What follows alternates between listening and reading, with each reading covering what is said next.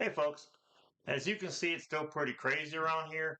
Haven't had a whole lot of time to make videos, but something cool happened the other day and I wanted to share it with you. Recently, I got to illustrate a 5e compatible gothic horror adventure that my buddy Craig Bogart wrote. And he stopped by the other day to do a book signing. And while I was here, I wasn't about to pass up the opportunity to do an interview with him. But first, I want to give a quick shout out to this video sponsor, Into the AM. Into the AM t-shirts look as good as they feel. They've got all kinds of different designs. If you have a game system you like, there's probably a shirt you can get that would accent that game on game night. Like this one. I'm a sucker for ancient astronauts, and this design would go well with games like Mothership or even the Alien role-playing game. If you follow the link below and use promo code Doomed Wizard, you can get 10% off your final purchase. Thanks again for Into the AM for sponsoring this video. Before we get to the interview though, one more thing. At the end, I'm going to put a slideshow of some of the illustrations that I did for the game. There may be some spoilers in it, so once the interview's over, you might want to just skip past that. Also, don't forget to like, comment, and subscribe, and hit that little bell notification so you don't miss a single video. And now, to the magic of editing. Hey folks, like I said a minute ago, as you can tell, I'm not in my tower currently. I'm between towers. But I did manage to pull something together today. My good buddy Craig Bogart is here with the book that he was cool enough to let me work on. And before I counsel the bones, before we get into that though, Craig, why don't you tell people who you are? I'm Craig. Uh, I can vouch. Paul and I met many years ago as fellow comic book self-publishers. Yeah, about 2003. Thereabouts, yeah. Spent a considerable number of years doing that, and eventually I wandered into running Dungeons and Dragons games online for a living. Kind of fell backwards into that until I was doing that full time. And along the way of doing that day in and day out, I started home brewing my own campaign, which turned into this book, which I decided to publish under the open game license. Counsel of Bones. What is it, and why did you make it? It is a sort of a sandboxy 5th edition Dungeons and Dragons campaign with a gothic horror mystery kind of theme. I just have a natural liking for that kind of setting and that kind of story. And when you're done with Curse of Strahd, there's not a whole lot out there to to launch into as far as a full length campaign. I had a jumble of ideas that I managed to all pull together. It actually started out originally there was a very old first edition. I wouldn't even say it's a published module, but like a pamphlet called I think it's like Castle of the Vampire Queen, something like that. That vaguely sounds familiar. Yeah. This actually started as me trying to do like a 5th edition update of that, and it eventually that fell away, and it evolved into this vampire centric mystery in this village that's suffering from all manner of haunts and mystic occurrences and so forth. Yeah. What is Council of Bones about? Well, without getting too spoilery, Yes. The premise is that the group of adventurers is hired by this temple, who discovered evidence that one of their acolytes was engaging in some uh, demonic activity related to a cult that they thought had been long vanquished.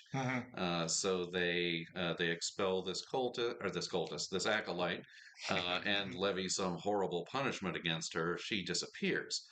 And then about a year later, they find out that the evidence that they had convicted her with was actually forged.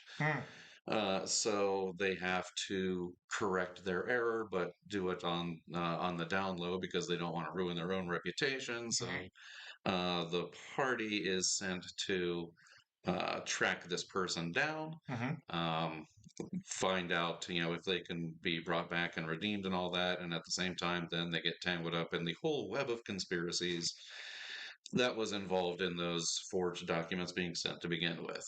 And there's not a whole lot more to say without getting too spoilery. Yeah. There is quite a bit in here. This thing is how many pages? I don't even remember. 150, 200? Oh, yeah, tops up on 154. Okay. 5 pages. Not including the open game license. I've run it 3 times now, and that was going to be my next question. How many times do you run it? And how long does it usually take? About 8 months, 8 to 10 months, depending on the group. Is that playing weekly or monthly or weekly? Okay. Yeah. I've been told in a good way that it has a Skyrim level of side quests. My players love they love one night stands, which is which is basically something they can play in an evening, or 2. And there's enough in this book to keep them busy for a while. Well, the overarching theme is this big mystery story, and each set piece is like a piece of the puzzle. Some of them are red herrings that aren't actually related, but so it could easily be broken down into the individual set pieces if you wanted to do a one shot or something like that. Yeah. A lot of my viewers are old school guys. This can very easily be played old school too. Oh, absolutely. It's very plot driven. Yeah. And so forth. And yeah, you would just have to swap out some stat blocks. Yep. As I was doing the art for this, I was reading the different versions you'd be sending me, and I'm like, in nice digestible chunks I could look at it and go, oh, how could I strip this down? It could easily be stripped down, just change it a little bit. But if you like 5e, this is a 5e game. If you want to play any other stuff, the beauty of Dungeons and Dragons and these types of games is they're so modular and easily compatible with each other. Unless 4th edition, is that the one nobody talks about? No one talks about the 4th. Yeah, no one talks. Yeah. He's like Bruno. Nobody talks about 4th edition. Where can we find this? You can find it on Drive-Thru RPG, and can either order the PDF or the hardcover version, or both. And I also have there are maps in the book, but I made some better maps for virtual tabletop. I've seen them that are also on Drive-Thru RPG. If you want to get those separately, also I use Dungeon Alchemist to make the revised maps. Cool. So you can, if you get the Dungeon Alchemist maps, you can load them into a Roll20, and just with a couple keystrokes, it does all the dynamic lighting for you and everything. So. And so at 150 odd pages, about what does this go for? Let's see, $35, I believe, is what it's listed at. That's what I'll list it at when I get home after the dinner. I'll put a link down below to where you can find this. Speaking of finding things. So you're a professional DM. Yes. Or GM. I don't know what we call it. What's the GM, right? It's DM to me. Okay. Yeah, so Xerox, Kleenex. Yeah. Okay, so say people want to find you, where do they find you? That's an excellent question. Let's see here. I have a Discord, Mystery City Gaming.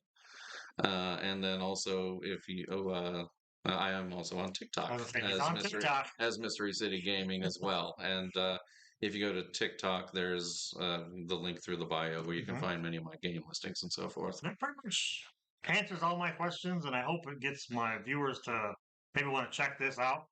Council of Bones. I'm gonna make a slideshow with some of my art at the end of this video for you, and I wish I could say I enjoyed having you in my tower, but I don't have my tower currently. But I did enjoy having you here. Well, thank you much. And I enjoyed working tremendously on Council of Bones. It's a great game. Also, it's great artwork in it.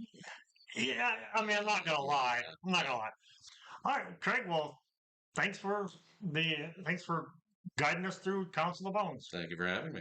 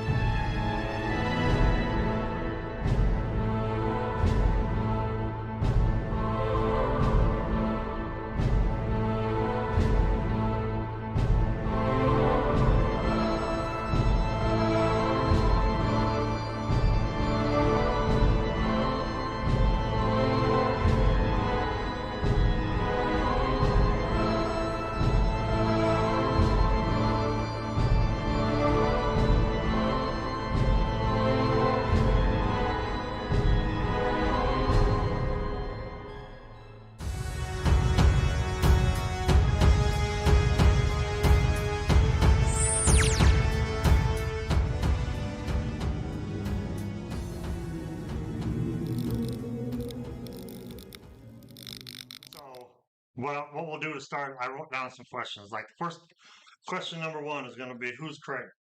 Who is Craig? Yeah. So, I'll see if I can't find him. uh,